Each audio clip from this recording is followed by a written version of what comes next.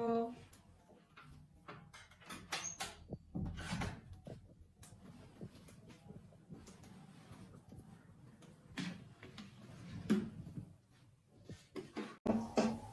apa benar dengan Mbak Aulia?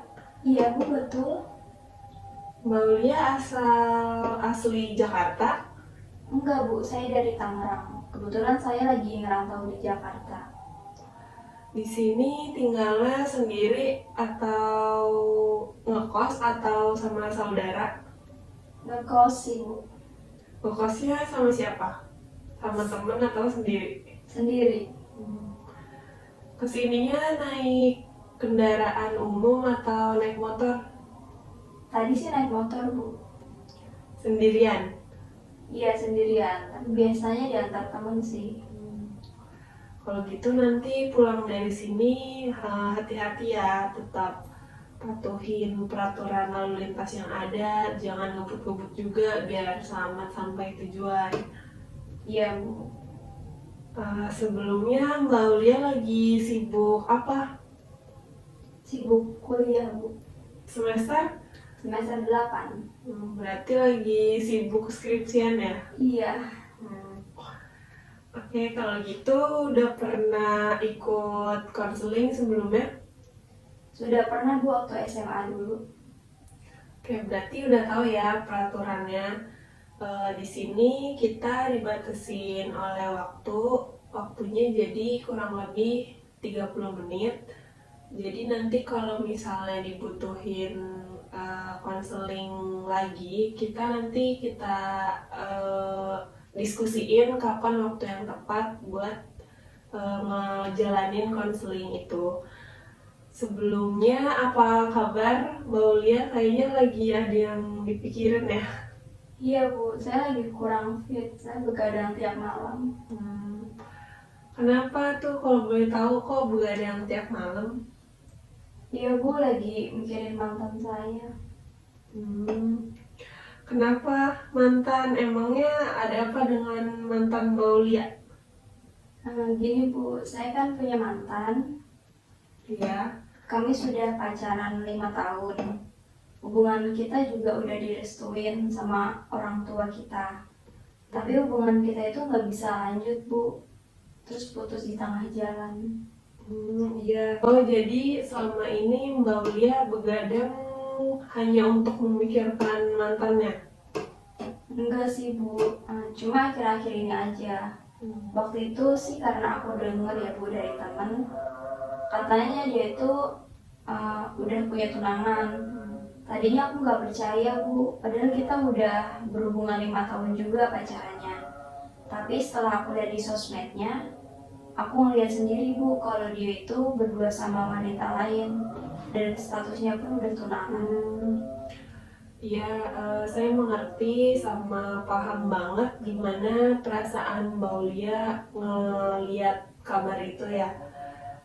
Terus gimana ada keinginan atau gimana respon Mbak Aulia setelah melihat kejadian itu? Dan setelah saya lihat ini, saya ingin melupakan dia Bu, tapi nggak bisa gitu. Saya masih mikirin dia terus, masih kayak rasanya masih belum ikhlas gitu sih Bu. Iya, tadi kan Mbak Aulia bilang keinginannya itu untuk mau melupakan mantannya. Tapi apakah dengan Mbak Aulia selalu begadang tiap malam, itu tujuannya untuk mikirin mantannya Mbak Aulia, apakah bisa untuk ngebantu Mbak Aulia melupain mantan Mbak Aulia? Nggak bisa sih Bu. Kalau gitu udah tahu belum gimana caranya buat ngelupain mantannya Mbak Aulia? Saya belum tahu Bu cara lupain mantan saya gimana. Jadi begini ya, tadi kan Mbak Aulia bilang bahwa Mbak Aulia sering lihat-lihat sosmednya mantannya Mbak Aulia. Nah, gimana kalau misalnya cara pertama nih dari saya, tahap pertama itu Mbak Aulia harus bisa ngehapus atau ngeblokir sosmed-sosmed dari mantan Mbak Aulia. Itu saran saya tahap pertama itu gimana? Berarti saya harus mendelkon seluruh pertemanan ya Bu, yang dari Instagram, Facebook, dan lain-lain. Ya, itu tahap pertama dari saya. Ya Bu, saya kan jadi bisa fokus kuliah ya, dan mungkin saya akan cari pengganti untuk dirinya sih. Ya, semoga bisa ya. Lagian juga kan Mbak cantik nih. Terus pasti bisa lah dapetin yang lebih baik dari mantannya. Terus juga lagi fokus-fokusnya semester akhir. Pasti itu bakal ngebantu banget Mbak buat lupa sama mantan Mbak. Terus juga pasti setelah lulus dari kuliah ini nanti Mbak sibuk nyari kerjaan. Jadi lebih bisa deh buat ngelupain mantannya Mbak Ulia gitu.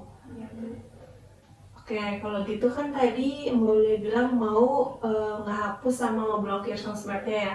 Iya. Sekarang kita buat planning aja kapan Mbak Ulia mau ngeblokir sama ngehapus sosmed mantan Mbak Ulia.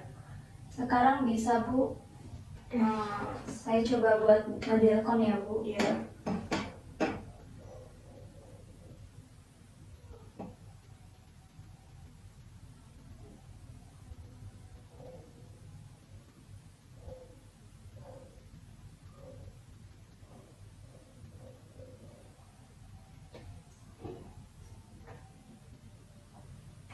Udah Bu, saya udah ngapus kontaknya.